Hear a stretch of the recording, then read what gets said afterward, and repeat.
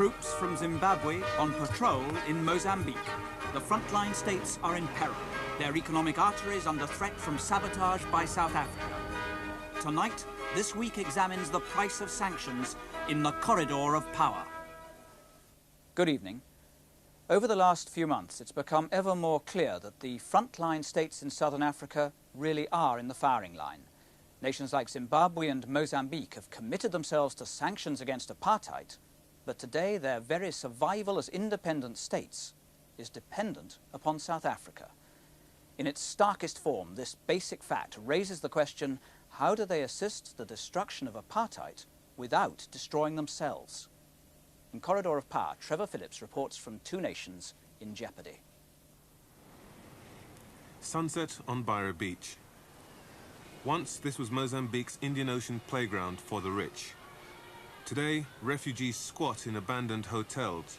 The city has no water supply, no shops, no buses, no medicines. Meat and petrol are rarities.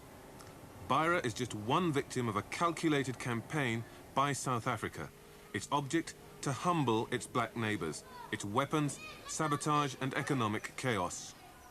South Africa has been in a program of destabilization of neighboring countries for years. Between 1980 and 1984 alone, in the earlier part of the period, the cost of that destabilization was something like $10 billion, 1/3 of the total export earnings of all of those 9 countries. So this is a massive program designed to keep those countries in a position of economic and, of course, political dependency on South Africa. We are suffering, and we are suffering a lot already, without a single measure of sanctions being imposed against South Africa. If you tell me that the blasting of sleeping Botswana in the middle of the night is not suffering, the blowing up of railways and roads, the burning of oil terminals and blowing up of oil refineries, the fostering of bandits who are cutting people's ears and people's noses, burning schools and clinics and hospitals, shutting up rural stores, as you saw in Beira, is not suffering, then I don't know what is suffering. This is southern Africa's economic battleground. With few roads and vast distances to cover, most trade in this region has been rail-borne for nearly 100 years. In colonial days, goods bound for Europe travelled via the most convenient coastal port.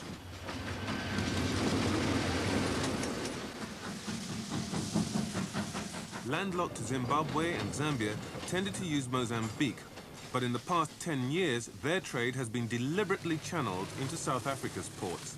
In part, they've been tempted there by the carrot of cheap rates on South Africa's freight trains, but they've also been chased south by her military stick.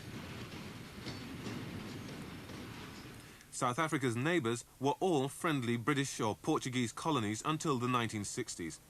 By 1980, independence movements had created a bloc of 9 hostile African states. To neutralise this political threat, Pretoria played the transport card. In a series of sabotage raids, South African-backed forces destroyed every non-South African rail route to the sea, except those too long or too dangerous to use. The 6:30 a.m. goods train from Messina in South Africa to Beira Bridge in Zimbabwe.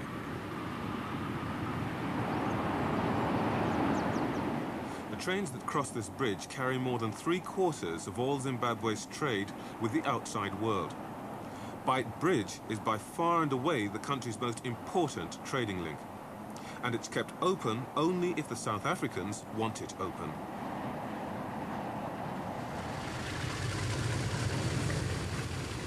It's not just the scale of this trade that matters to Zimbabwe. The 630s carrying lubricants for the country's tractors, chemicals for its soil, machine parts for its factories. Without them, Zimbabwe's economy will grind to a standstill within days.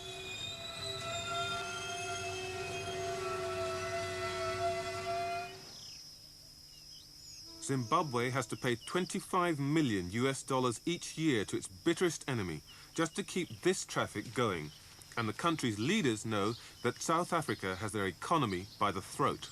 At any time, they can strangle us I can give an example. When the 10 round of trains between us and South Africa was once at 13 days, and then they increased it to 18 days. They increased to 40 days. But after some discussions with them, they have now reduced down to 18 to 20 days. But under Smith, it was 13. So you can see that it is necessary for us to move away from that situation where, by the stroke of a pen, they can lengthen the 10 round of trains. To pay for its imports, Zimbabwe has to sell its products abroad, and those exports are just as vulnerable.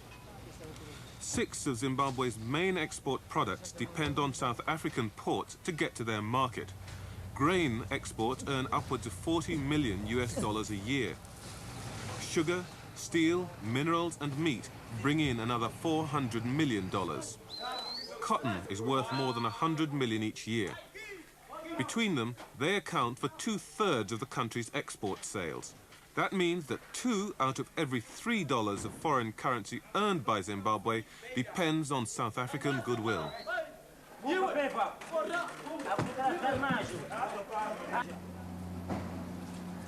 Exports of meat to Europe are especially vulnerable. A delay in dispatch can lead to huge refrigeration costs. Even worse, a hold-up on the line can mean that a whole shipment perishes. The industry's bosses understand the costs of a confrontation with South Africa only too well. I think we would see massive unemployment. Major industries would virtually come to a halt. Export earnings would fall fairly dramatically and quickly.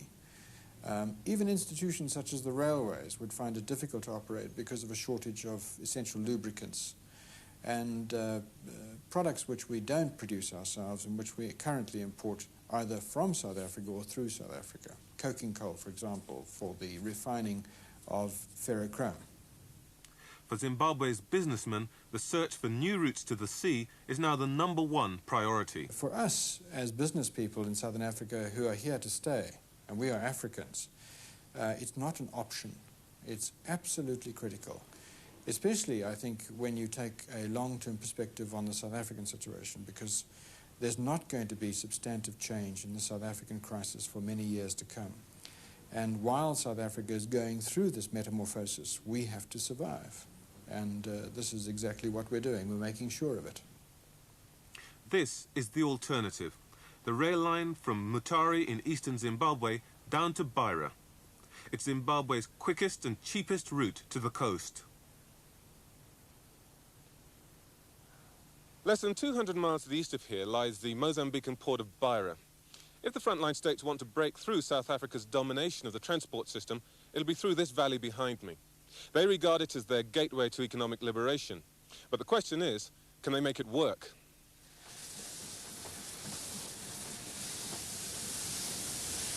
The Beira line isn't a new route. Built by Cecil Rhodes in the 1890s, it once carried more than half of Rhodesia's trade. But since 1975, when Mozambique closed its borders to Ian Smith's rebel colony, there's been little traffic. Under Robert Mugabe, Zimbabwe has gone all out to reopen the line. Its backers say that charges would be half those on the South African routes. But the railway isn't the only important part of the corridor. Alongside runs a road used by service and military vehicles, and below the soil is a vast oil pipeline pumping 50,000 barrels of petrol and diesel per day, 95% of Zimbabwe's entire fuel consumption. With so much at stake, it's not surprising that the Zimbabweans are prepared to defend the corridor in numbers. Mozambique's national army, the FPLM, proved incapable of preventing 5 successive major attacks on the pipeline in 1984 and 85. So in July last year, the Zimbabweans took over. They moved in up to 12,000 troops, highly trained and well equipped. Above all, they were experienced in guerrilla warfare. They've kept the corridor open, but in spite of this huge commitment of forces, it's still not risk-free. In the past month alone, explosions have halted rail traffic twice. And even the presence of armed guards on top of and inside the wagons hasn't kept the trains running on time. Earlier this year, the destruction of this bridge on the Pongwe River made the road impassable until engineers could put up a temporary crossing. In August last year, their headquarters at Gorongosa were overrun by the Zimbabweans. These diaries reveal the depth of South Africa's support. The MNR was promised arms and training by South Africa's military leaders. The object, to bring economic chaos to Mozambique. This cement factory near Beira was part of an industry that earned Mozambique $5 million a year. The MNR destroyed the rail link to its quarry. Today, Mozambique imports cement. Where from? South Africa. Power lines, railways, bridges, systematically attacked and destroyed, weakened, so as to turn the traffic through South African routes and enlarge the dependency. So it has to be a very important part of the immediate need. And it is a great humanitarian need. It's not part of a fight against South Africa. It's a part of helping the basic needs of the people of those frontline states, of Zimbabwe, of Zambia, of Mozambique, perhaps most of all, to sustain, most of those countries other than Mozambique are landlocked, to sustain an outlet to the sea. In this case, through Mozambique. So the Beira corridor, the Beira port itself, are all part of what should be a major international effort to secure these important transportation links. When I was a journalist in Maputo in 1983, the South Africans did an air raid of Maputo. And it was clearly a surgical demonstration raid. They attacked a jam factory, and they strafed the jam factory, they strafed the creche at the jam factory, they killed workers coming to work in the jam factory. They said it was an ANC terrorist base, but I arrived there literally while the bodies were still on the ground, and there were, all that you could see were grapefruits and tins of jam. This wasn't an ANC terrorist base. They were attacking a jam factory to demonstrate to the Mozambicans the power they had. About 3 streets away from the jam factory, they attacked the house of the head of the state advertising agency. And it was like target practice. The planes came in low over the trees and just with rockets attacked the back of the house, blew away the entire back of the house and then went up again. All they were doing was a kind of target practice to say to Mozambican civilians, we can get you if we want to get you. Commercial Transport Matari, one of the few trucking companies still prepared to risk the road to Beira. Don Howard, the owner, is carrying medicines and food to the besieged town. We have had 1 or 2 incidents in the last 2 months. One vehicle detonated a landmine with the rear end of the vehicle. We can't tell who are causing problems along the road. The risk is always there on any road.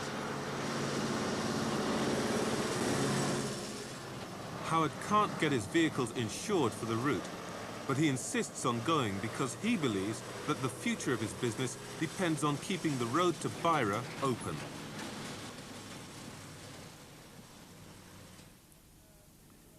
This is what he's pinned his hopes on, Beira Port.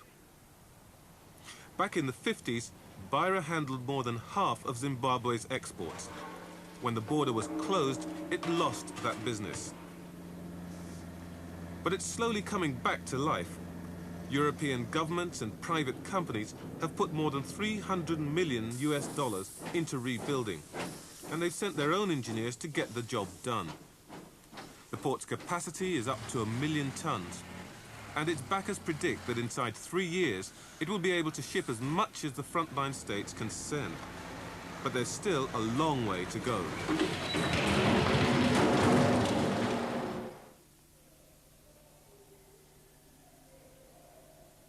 Beira itself is a town under siege.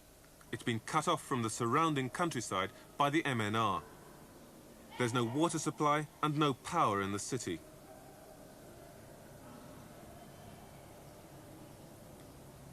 No shops are open because there's precious little to sell.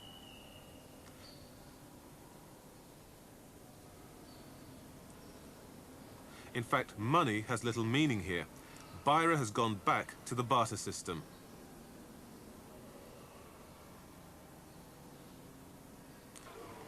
The MNR haven't gone away, and the squeeze on Beira continues.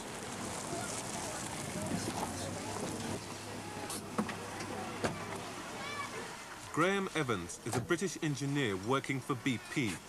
He's been here since 1984. We've been without water now 6 days. It started last Tuesday, it's now Sunday. And what is the problem? The problem, they tell us, is that the pumps are broken down at a place called Matua, 40 kilometres up the road. They're trying to repair that. They're trying to bring in generators. We've shipped some generators up there with a crane, which happens to be working for us. They might get that repaired next week. Electricity, how long have you been without that in Beira? 86 days now. It went off on the 25th of August. They originally cut the power on the 11th of August, and that was off for 8 days. They managed to re-establish the lines. The lines were blown up. And then on the 25th, they were blown up again. Only this time, apparently, the bandits also cut the power cables. Very difficult to repair. They haven't been repaired since. A water queue, the most common sight in Beira. Unless you can manage to collect rainwater in a roof tank, you can't afford to waste water here by washing in it. And the stench of untreated sewage and rotting garbage follows you through the streets.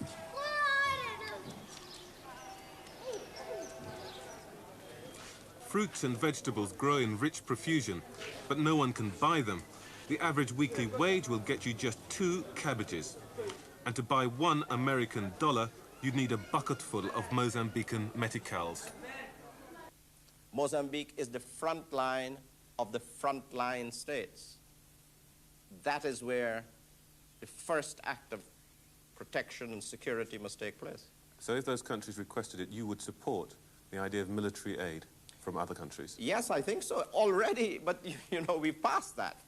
Zimbabwe is already engaged, inevitably, militarily, in helping to protect that Beira corridor. It has to be, because it's its lifeline. Do you see any prospects of military help from other countries, let's say India, for example? Well, I think all of that must be possible. Much of it must depend on what the frontline states themselves want.